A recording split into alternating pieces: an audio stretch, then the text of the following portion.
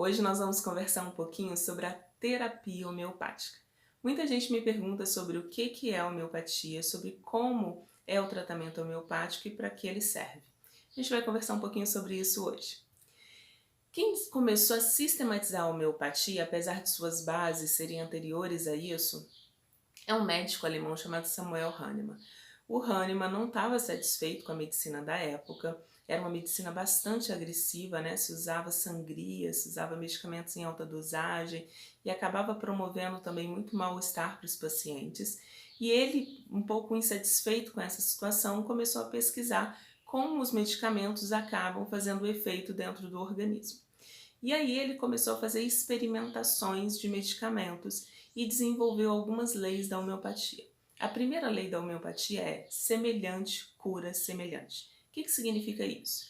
Que os medicamentos, as substâncias homeopáticas, se elas administradas em organismos sadios, elas vão produzir o mesmo sintoma de um organismo doente, de um organismo com aquela doença.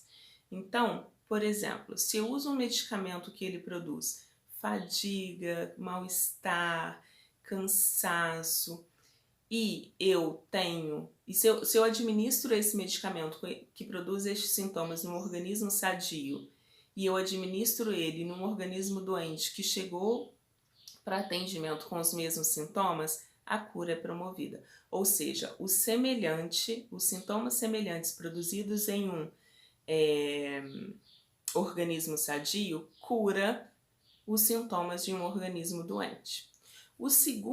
A segunda lei importante da homeopatia é a experimentação deve ser feita em um organismo sadio. O próprio Hahnemann utilizou várias substâncias para perceber isso. Como ele fazia?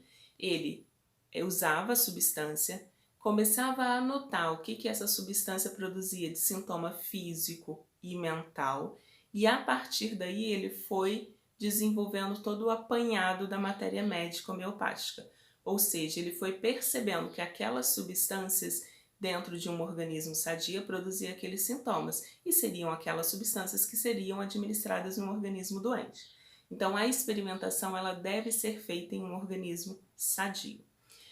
A terceira lei importante é uma lei de que a gente tem que administrar doses mínimas. Inicialmente ele começou a administrar doses elevadas e ele percebeu que a partir dessa administração de doses elevadas, ele tinha efeitos colaterais. Então o que ele foi percebendo? Que se ele diluísse essa substância, muitas vezes, a ponto de às vezes até não ter a substância química dentro do medicamento, ele diminuía os efeitos colaterais.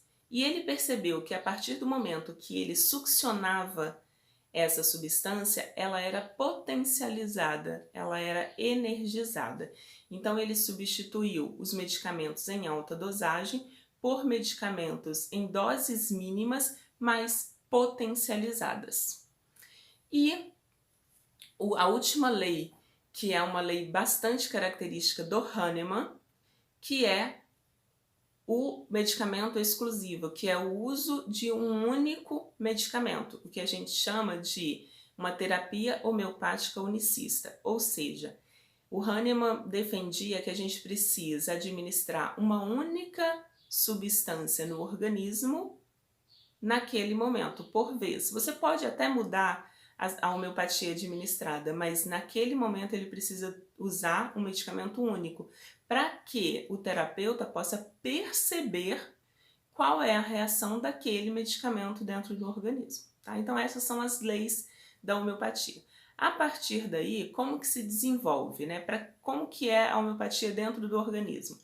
Quando a gente faz o tratamento homeopático, o que a homeopatia quer é tratar o próprio organismo do ser para que ele possa produzir as defesas necessárias àquela doença. Então, quando eu tomo um medicamento homeopático, o que eu estou fazendo é promovendo que o meu organismo ele possa reagir àquela doença e ele mesmo possa combater a doença. E eu não estou combatendo a doença. Olha que interessante. Por isso que a gente fala que na terapia homeopática eu trato do doente, eu não trato da doença. Então, quando eu indico a homeopatia, eu não estou indicando uma homeopatia para a doença, eu estou indicando uma homeopatia para o doente, para que o organismo dele possa se restabelecer, para que essa energia vital seja reforçada e o próprio organismo possa se defender dessa doença. Essa é uma diferença bastante importante dentro da homeopatia. Então a gente trata o doente, a gente trata o que está acontecendo naquele ser que é um ser integral, por isso é um olhar integral deste ser, para que ele possa estar doente. Então eu preciso tratar aquele organismo como um todo para que ele possa combater a própria doença. Então a homeopatia, ela trata o doente e não a doença. Como que funciona isso na prática em relação ao tratamento, né? As pessoas me procuram e a gente vai fazer uma anamnese, a gente vai fazer um atendimento de mais ou menos 1 hora, em que eu vou coletar vários dados. Eu vou entender aquele ser em relação a ele mesmo, em relação ao mundo que ele vive, em relação à sociedade e em relação aos relacionamentos próximos dele. Então a gente vai entender todo o histórico daquele organismo, todo o caminho que aquele organismo ele reage às situações. Então a gente vai fazer uma anamnese de mais ou menos 1 hora e a gente vai administrar, a gente vai indicar uma homeopatia, que é uma homeopatia referente àqueles sintomas, tanto sintomas físicos como os sintomas emocionais apresentados. Essa homeopatia ela vai trabalhar no organismo daquele ser para que ele possa se fortalecer e a sua energia vital possa realmente fazer a sua própria defesa do organismo. Então, a gente faz a anamnese e eu faço a indicação da substância homeopática para que a própria pessoa procure uma farmácia de manipulação que trabalhe com homeopatia, para que ela possa fazer a homeopatia, administrar a homeopatia. Nesse tipo de atendimento eu já explico um pouco como que administra a homeopatia. Então, na verdade, o que a gente indica? A homeopatia, a dosagem, né? A potência da homeopatia, porque também tem essa diferenciação, se a homeopatia é mais potente ou menos potente, e a forma de uso da homeopatia, se ela é em glóbulos, se ela é em gota, se ela é dose única, como que a gente vai fazer esse tratamento. E aí o tempo, a frequência e a dosagem. Então tudo isso é indicado nesse atendimento. A pessoa vai fazer a manipulação da homeopatia e vai começar a tomar a homeopatia.